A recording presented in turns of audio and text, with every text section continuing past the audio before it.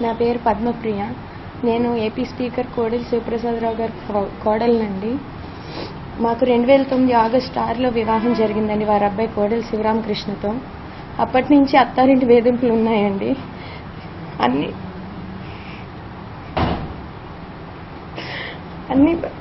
అన్ని భరించి ఓర్చుకున్న. 2010 అక్టోబర్ 18 బాబు పుట్టాడండి. బాబు పుట్టిన తర్వాత చాలా ఎక్కువ అయిపోయినాయండి. ఎక్కువగా అమ్మగారింట్లోనే ఉండేదాన్నండి. లాస్ట్ 1 year నుంచి కంప్లీట్గా ఇంక మా మదర్ వాళ్ళ ఇంట్లోనే మా అబ్బాయిని పెట్టుకుని ఉంటున్నానండి. అయినా వీనికి పవర్ వచ్చిన తర్వాత ఇంకా వేధింపులు ఎక్కువైపోయి మిమ్మల్ని చంపేస్తాం, ఏం చేసిన అడిగే దిక్కే ఉందని రోజు బెదిరింపులు వస్తూనే ఉన్నాయండి.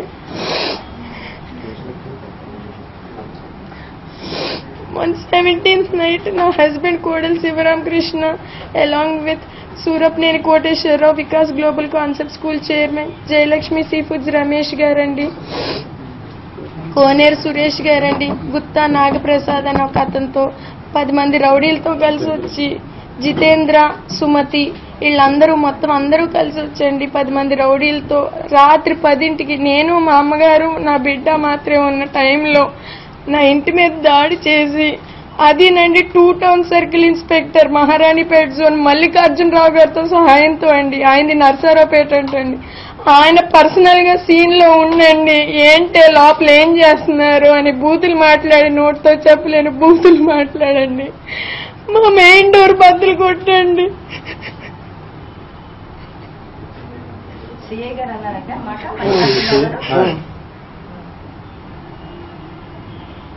తలుపు తీస్తారా, బద్దలు కొట్టేయమంటారా? నాన్న బద్దలు కొట్టేశారు. నేను చెప్పాను మొన్నండి. మా ఫాదర్ వచ్చేదాకా వెయిట్ చేయండి, 2 లేడీస్ ఉన్నామని చెప్పిన ఇష్టం వచ్చినట్టు మాట్లాడి తలుపులు బద్దలు కొట్టి మా మదర్ని పీక పట్టుకుని కిచెన్ లోకి తోసేసండి. నేను బెడ్రూమ్ లో లాక్ చేసుకుంటే బెడ్రూమ్ తలుపు దెబ్బలు బద్దలు కొట్టండి. బాబుని తీసుకెళ్లిపోయారండి. ఇదంతా సీన్ లో సీఏ మల్లికార్జునరావు గారు పిన్ పర్సన్ ఉండి చేయించారండి. బాబుని తీసుకెళ్లేదాకా ఉండి అదే రోజు ముందు 9 గంటలకి వాళ్ళు సత్య సాడ్ లైఫ్ లో పనిచేసే మేనేజర్ ప్రకాష్ తో మా ఫాదర్ మదర్ మీద SC ST అట్రాసిటీ కేసు పెట్టించారండి. ఇలా దొంగ కేసులు పెట్టించి మమ్మల్ని బెదిరిస్తున్నారండి. స్పీకర్ లాంటి పొజిషన్ లో ఉన్న అతను మామూలు అమ్మాయి మీద ఇలా చూపించడం కరెక్ట్ కాదు కదండి. నిజం చెప్తున్నాను, మీడియా కూడా నాకు పెద్ద హెల్ప్ చేయలేదండి. ఆ రోజు ఇంత అన్యాయం జరిగింది, చాలా మంది వచ్చి తీసుకున్నారు. అందరూ వాళ్ళ పొలిటికల్ పవర్ కి ఎవరు నాది టెలికాస్ట్ కూడా చేయలేదండి. ఇప్పటికీ పోలీసులు కూడా యాక్షన్ తీసుకోలేదండి. నిందితులు యాంటిసిపేటరీ బెయిల్ తీసుకునే అంత టైం ఇచ్చి వీళ్ళు కేసు లో డౌన్ చేశారు. అంతే తప్ప ఏమీ లేదండి progress.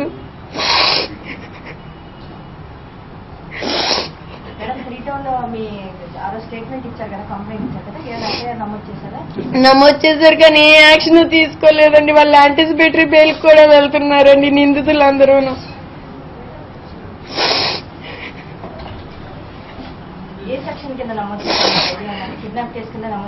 Kidnap case, 498A trespassing case ఇవన్నీ నమోదు చేశారండి. అంటే పవర్ ని అడ్డం పెట్టుకుని ఒక ఆడపిల్లని, అది ఒక 4 ఏళ్ల పిల్లని తల్లి దగ్గర నుంచి వేరు చేయడం ఎంతవరకు రైట్ అండి? నేను మీడియాని ఇదే రిక్వెస్ట్ చేస్తున్నానండి. మీరు పొలిటికల్ పవర్ కి అది లొంగిపోవడం నేను తెలియదండి నాకు. కానీ ఈ విషయం ఒక ఆడపిల్ల ఇంత ఇలా బయటకు వచ్చి మాట్లాడుతుంది, హెల్ప్ చేయమని నేను రిక్వెస్ట్ చేస్తున్నానండి. మా ఫాదర్ మదర్ మీద ఇట్లా అట్రాసిటీ కేసులు, దొంగ కేసులు పెట్టి ఇలా హెరాస్ చేయడం ఎంతవరకు కరెక్ట్ అండి? పవర్ అడ్డం పెట్టుకుని ఇన్ని పనులు చెయ్యొచ్చండి ఒక ఆడపిల్ల మీద? నా బిడ్డని ఏం చేశారో తెలియదు, ఎలా ఉన్నాడో తెలియదు, ఏమీ తెలియదు.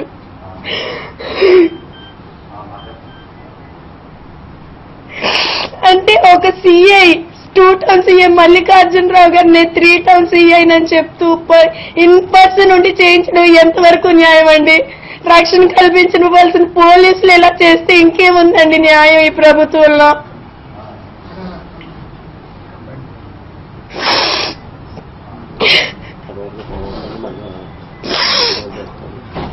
మాకు ప్రాణం మళ్ళీ ఇంకా ఎన్నో దొంగ కేసులు పెట్టి మమ్మల్ని ఏదో చేసేస్తాను. ఇప్పటికీ బెదిరింపులు వస్తున్నాయండి మాకు.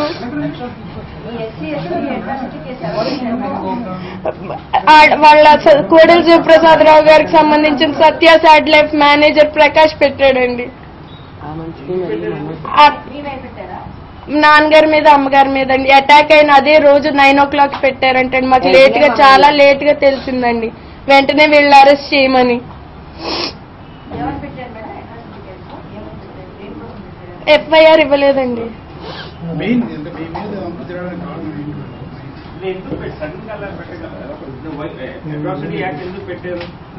అంటే కేవలం మా మదర్ ని ఫాదర్ ని అరెస్ట్ చేస్తే నాకున్న ఇంకెవరు ఉండరు, నేను ఒక్కదాన్ని అయిపోతాను, నన్ను ఏం చేసినా అడిగే వాళ్ళు ఉండరు అంటే ఆ రోజు వచ్చిండ్రు.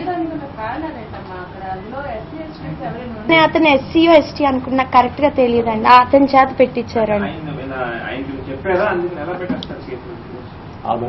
అది దొంగ కేసు అండి ప్యూర్ గా. ఆయన సత్య సాడ్ లైఫ్ లో మేనేజర్ అండి. అది కోడెల శివప్రసాద్ రావు గారిదండి.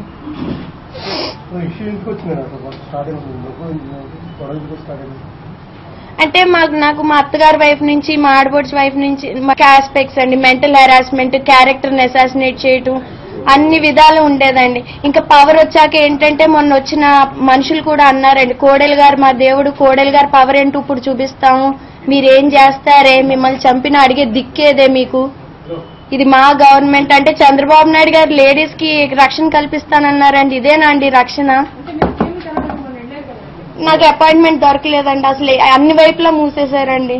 అంటే మీకు తెలుసండి, మీడియానే కంట్రోల్ చేయగలిగారండి. అందరూ వచ్చి నా దగ్గర స్టేట్మెంట్ తీసుకున్నారండి. ఎక్కడా రిలే కానీ ఎక్కడ అవ్వలేదండి. మీడియానే కంట్రోల్ చేశారండి. ఇంకా మరి నాకు సీఎం గారు పేపర్లు వచ్చినాయండి, టీవీ మొత్తం అన్ని వచ్చారు కానీ ఎవరు తీసుకోలేదండి, ఇవ్వలేదండి టీవీలో. అరేంజ్ మ్యారేజ్ అండి 2009 అండి. అక్కడ హెరాస్మెంట్ ఎక్కువైపోయిందండి, కొట్టడం అండి, ఇంటి మీదకి వచ్చి ఇష్టం వచ్చింది. నేనేమి ఫిర్యాదు చేయలేదండి. నాకు బాబు ఉన్నాడు, మళ్ళీ ఆ బాబు ఏమన్నా ఇబ్బంది పడతాడేమో ఫ్యూచర్ లో ఈ కేసులు అది అయినా అని చెప్పి నేనేం బయటికి రాలేదండి. ఎప్పుడు నేను బయటకు వచ్చిన పరువుగా బతికిన కుటుంబం అండి. ఇప్పుడు ఇట్లా బాబు వెళ్ళిపోయాడని ఇంత బయటకు వచ్చి మాట్లాడాల్సి వస్తుందని చెప్పండి. ఇంత అన్యాయం జరిగిందని తప్ప అంతకు మించి ఎప్పుడు బయటకు వచ్చి జరగనండి ఉందండి. ఇంత అంటే పోలీస్ స్పాట్ లో పోలీసులు చేశారంటే తప్ప ఆయన పవర్ ను బట్టి కానీ ఇంకెవరు చేయించలేరు కదండి.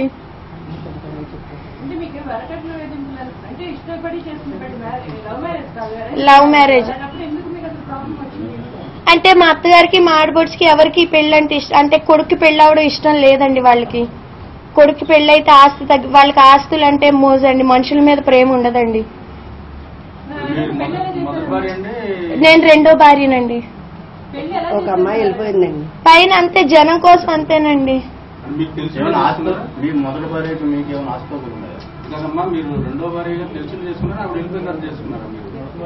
అంటే ఆవిడ డైవర్స్ అయిపోయాకనే నా పెళ్లి అయిందండి.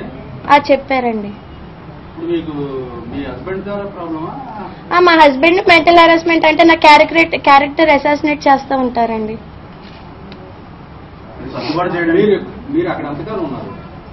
నేను ఫస్ట్ హైదరాబాద్ లో ఒక 1 year 1.5 అట్లా 1 year ఉన్నానండి. ప్రెగ్నెంట్ అయ్యాక 4th month లో వచ్చేసానండి. అంటే ప్రెగ్నెన్సీ అప్పుడు కూడా కనీసం నాకు ఫుడ్ పెట్టే దిక్కు కూడా ఫుడ్ కూడా పెట్టేవారు కాదండి మా అత్తగారు. అది అంత హెరాస్ చేసేవారండి. మా అత్తగారి దగ్గరే ఉండేదాన్నండి. తర్వాత బాబు పుట్టిన ఒక 8 months కి మళ్ళీ నేను ఇంకా అక్కడ నేను హెరాస్మెంట్ తట్టుకోలేను అని ప్రెషర్ చేస్తే డాక్టర్ గారు సమస్య లేదు, మా దగ్గరే ఉండాలి, నువ్వు చచ్చినా బ్రతికినా మా దగ్గరే ఉండాలి తప్ప బయటకు వెళ్ళటానికి కుదరదంటే నేను మధ్యవర్తులు వచ్చారండి. ఒక 8 months ఆగిందండి. నేను రిక్వెస్ట్ చేసి బ్రతిమాలితే చివరికి గుంటూరులో గెస్ట్ హౌస్ కింద అక్కడ ఉండేదాన్ని. మా హస్బెండ్ ఉండేవారు కాదండి, వీక్లీ వన్స్ వచ్చేవారండి. అక్కడ ఉన్న మా ఆడపడుచు గుంటూరులోనే ఉంటారండి. ఆవిడ హెరాస్మెంట్స్ అక్కడి నుంచి తమ్ముడితో చేయించేవారండి. గుంటూరులో కూడా నన్ను ఎక్కువ రోజులు ఉండనివ్వలేదండి. 1 నెల అక్కడ ఉంటే మళ్ళీ పంపించేశారండి. ఒక 6 నెలల తర్వాత మళ్ళీ పెద్ద మనుషులు తీసుకెళ్ళటం రావటం ఇట్లానే అయ్యేదండి. బట్ 2013 నేను హెరాస్మెంట్ భరించలేక మే ఎండింగ్ లో ఇంక కంప్లీట్ గా మదర్ వాళ్ళ ఇంటికి వచ్చేసానండి. అవునండి, నేను నా బాబుని కావాలని కోరుకుంటున్నానండి. మా మదర్ ఫాదర్ మీద పెట్టిన ఈ దొంగ కేసులన్నీ తీసేయాలని కోరుకుంటున్నానండి. ఈ హెరాస్మెంట్ తగ్గించాలని కోరుకుంటున్నానండి. అంటే ఒక స్పీకర్ పదవి ఉంది, నేను పదవి ఉంటే ఏమైనా చేయొచ్చు అని అందరినీ ఇన్ఫ్లుయెన్స్ చేసి ఇట్లా ఒక మామూలు సామాన్యమైన ఆడపిల్ల మీద పవర్ చూపించడం కరెక్ట్ కాదు కదండి.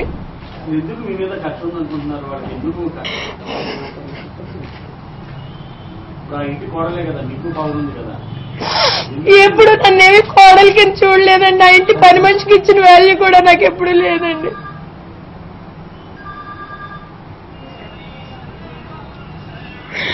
బాబు ఎక్కడున్నాడో తెలియదు, ఎలా ఉన్నాడో తెలియదండి. అట్లీస్ట్ మాట్లాడే ఛాన్స్ కూడా లేదు. 4 ఏళ్ళు బాబు అండి. అదే అంతేకాకుండా ఈ నిందితులందరినీ నేను అరెస్ట్ చేయాలని కోరుకుంటున్నానండి. పోలీసులు ఏ విధమైన యాక్షన్ తీసుకోవట్లేదండి ప్రెషర్స్ వల్ల. నాకు కావాలండి. మా మదర్ ఫాదర్ మీద వచ్చిన కేసులన్నీ పోవాలండి. అవునండి, అది న్యాయపరంగా తీసుకోవాలి కానీ ఇలా దౌర్జన్యంగా ఇంటి మీదకి వచ్చి ఆడవాళ్ళు కొట్టి తీసుకోకూడదు కదండి. న్యాయస్థానాలు ఉన్నాయి కదండి న్యాయం చేయడానికి. ఈ నిందితులందరినీ కూడా నేను అరెస్ట్ చేయాలని కోరుకుంటున్నానండి. రాత్రి పూట 2 ఆడవాళ్ళు ఉన్నప్పుడు వాళ్ళంతా దౌర్జన్యంగా వచ్చి చేశారండి. అది in the presence of CI అండి, మల్లికార్జునరావు గారు. ఆయన్ని నేను డిమాండ్ చేస్తున్నానండి గవర్నమెంట్ ని, ఆయన్ని అరెస్ట్ చేయాలని. ఇంత చేయించకూడదు కదా. నేను ఇంకా చేయలేదండి. పోలీసులు ఎఫ్ఐఆర్ కాపీ మీకు ఇచ్చారా, రిజిస్టర్ చేశారా, మీ ఫిర్యాదు లేదా? చేశారండి. ఎంతమంది వచ్చారండి? 10 మెంబర్స్. నాకు పేర్లు తెలిసిన వాళ్ళు నియర్లీ ఒక 7 మెంబర్స్ అండి. ఇంకో 10 మంది డ్రంక్ చేసి రౌడీస్ వచ్చారండి. Surapneni Koteswararao Vikas global concept school అండి. Jayalakshmi sea foods MD Ramesh గారండి. కోనేరు సురేష్ అని వైజాగ్ లో రియల్ ఎస్టేట్ చేస్తారు, అతను ఒకరండి. డాక్టర్ సుమతి అని చెప్పి హైదరాబాద్ యాడ్ లైఫ్ లో న్యాచురోపతి డాక్టర్ అండి. ఇంకొకరు డాక్టర్ జితేంద్ర అని చెప్పి AP super speciality dental hospital Hyderabad అండి, డాక్టర్ గారు మేనల్లుడు అండి. గుత్తా నాగప్రసాద్ అని చెప్పి అందరూ వచ్చారండి.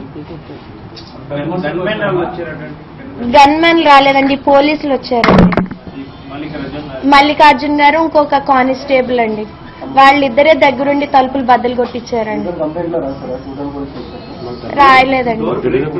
డోర్ బ్రేక్ చేశారండి. ప్రూఫ్ ఉందండి.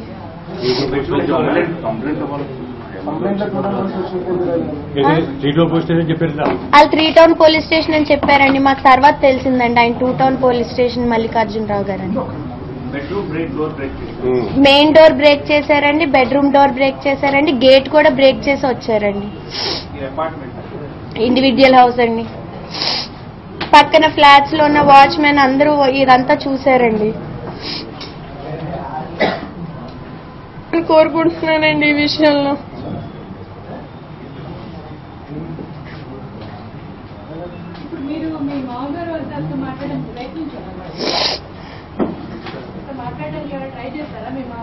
వాళ్ళు అసలు ఆప్షన్ ఇవ్వలేదండి.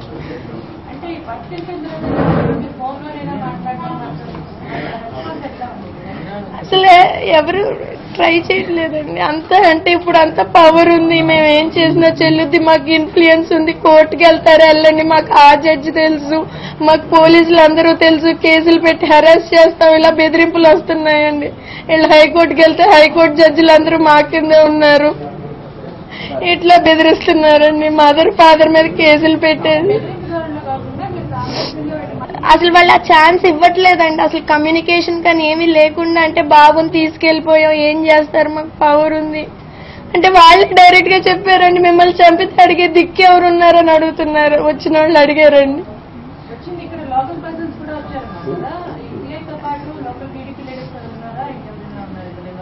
టీడీపీ లీడర్స్ ఎవరు లేరు.